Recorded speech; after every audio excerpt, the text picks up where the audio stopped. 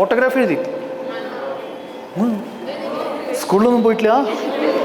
സ്കൂളിലൊക്കെ പോയിട്ട് 10ാം ക്ലാസ്സിൽ മുതൽ ഓട്ടോഗ്രാഫ് എഴുതുന്ന പരിപാടി ഉണ്ടായിരുന്നു. അങ്ങനത്തെ ഓട്ടോഗ്രാഫിൽ ഇങ്ങനെ ചീള്. പക്ഷെ നിങ്ങൾ എനിക്ക് തോന്നുന്നു ജെൻസി പിള്ളേരാന്ന് തോന്നുന്നു കുറേ ഇതിനകത്തുള്ളത്. അവർക്ക് ഇതിനൊന്നും നേരമില്ലാന്ന് തോന്നുന്നു. ഞങ്ങൾ ഈ 80s 90s വസന്തങ്ങൾ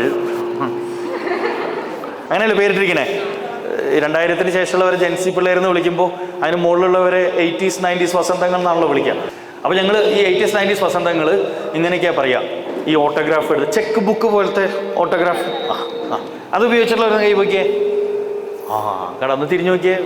അറിയണമെന്നില്ലേ പുതിയ പിള്ളേർ ചെക്ക് ബുക്കോ. ഇവർക്കൊക്കെ സ്ലാം ബുക്ക് എന്ന് പറഞ്ഞൊരു സാധനമാണ് വന്നത്, പിന്നീട് ഒരു നോട്ട് പുസ്തകം പോലത്തെ. ഇപ്പോഴത്തെ പിള്ളേർക്ക് അതും ഇല്ല എന്നാ കേട്ടെ.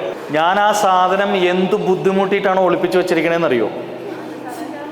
അതെൻ്റെ ഭാര്യ കണ്ട അന്ന് ഡൈവോഴ്സാണ്. അമ്മാതിരി സാധനങ്ങളാണ് അതിനകത്ത് എഴുതി വെച്ചിരിക്കുന്നത്. അതിലെനിക്ക് ഒരു കുട്ടി എഴുതിയത് എനിക്കിപ്പോഴും ഓർമ്മയുണ്ട്. ഞാൻ ഇടയ്ക്കൊക്കെ വൈഫായിട്ട് തല്ലിവിടുമ്പോൾ അതെടുത്ത് നോക്കും.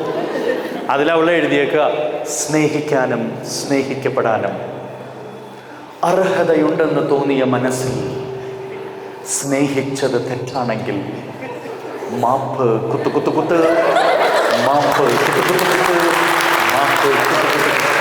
എനിക്കിന്നും മനസ്സിലായിട്ടില്ല ആ കുത്തു കുത്തു കുത്ത് അവൾ എന്താണ് ഉദ്ദേശിക്കണേ. തടാൻ ഇപ്പം അവൾക്ക് 3 കുട്ടികളും എനിക്ക് 2 കുട്ടികളും ഉണ്ട്. അവൾക്ക് അവളുടെ ഭർത്താവിൻ്റെ, എനിക്ക് എൻ്റെ ഭാര്യയുടെ. പക്ഷേ അതൊക്കെ കാണുമ്പോൾ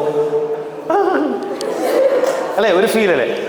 പിന്നെ അതിൻ്റെ ഉള്ളിൽ കുറെ കൊത്തിച്ചക്കന്മാരുണ്ടാവും. അവന്മാരെഴുതുന്ന സാധനങ്ങളാണ്. പുളിമരച്ചുവട്ടിലിരുന്ന് പുളി തിന്നിരിക്കുമ്പോൾ പുള്ളിക്കാരന് അല്ലേ അല്ലേ എന്താ പുള്ളിക്കാരനുമൊത്ത് പുളിമരച്ചുവട്ടിൽ പുളി തിന്നിരിക്കുമ്പോൾ അങ്ങനെ ഈ ഫുൾ പായായിരിക്കും. എൻ്റെ ഒരു സുഹൃത്തുണ്ട് അഭിലാഷ് എന്ന് പറഞ്ഞിട്ട്, അവൻ എഴുതിയത് എന്താ അറിയോ? തിന്നുക കുടിക്കുക കൂത്താടുക, അതാണ് എൻ്റെ ജീവിത ലക്ഷ്യം.